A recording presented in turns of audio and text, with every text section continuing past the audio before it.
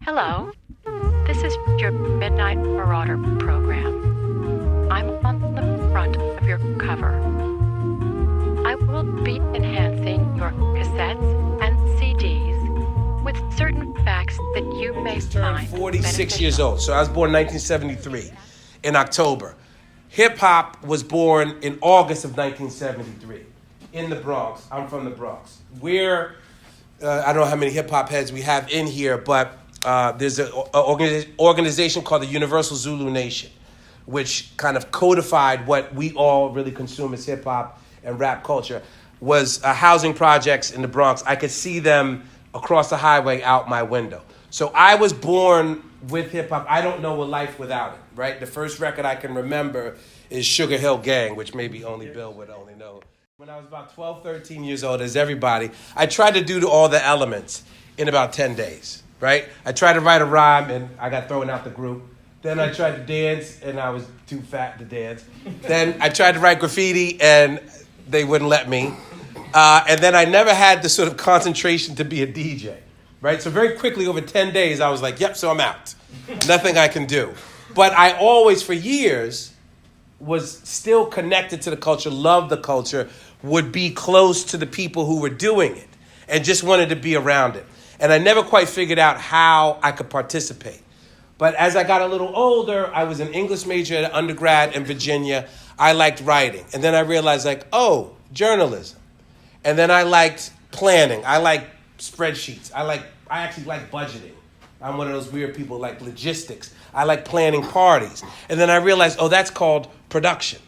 So I realized that there was a need. If you're the talent, there needs to be somebody else behind you. And then I realized for every one artist doing those shows, there's like 37 other people that you never see. And I realized that I want to be that other person, right? The moment when you realize your purpose, which is a really, I don't want to be too corny, but it's kind of like a very spiritual moment. But when I was in Virginia, I must have been a sophomore or junior, and we were doing an event with Tribe Called Quest and De La Soul, right? So again, if any music heads understood how big of a deal that was, before their third album came out, which in my opinion are their best albums. And I was in charge of hospitality. So I had to run and get whatever, hot towels, chase groupies out of the bus, get them there on time. So when we did it at Virginia, we did it at our place called UHall, where they play basketball. And you can imagine this arena, like a circular arena. The stage is at one side, right? And then it kind of looks out. So the backstage is sort of one quarter.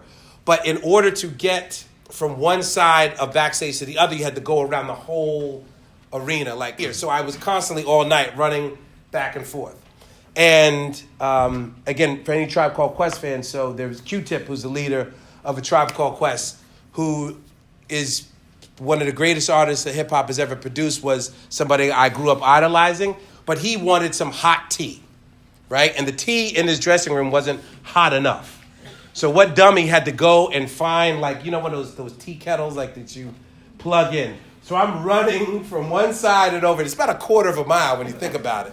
I'm running one over side to get the kettle to bring back. And at the time, my older brother, who had also gone to UVA, he was a couple years older than me, came back. He was the one that really taught me everything I know about hip-hop. I'm running back with this tea kettle with this cheese-eating grin on my face. And my brother stops me, right, and puts his hand right on my chest. And he looks me in the eye. He goes, "You love this shit, don't you?" And I said, "All day. I could do this all day." And I took off. And I realized that sort of menial task of getting tea for Q-Tip, I was like, I could live my life doing this, right? Not that I want to serve tea to everybody, but that idea of I'm going to help produce this incredible moment for these thousands of people in here. And that's my function.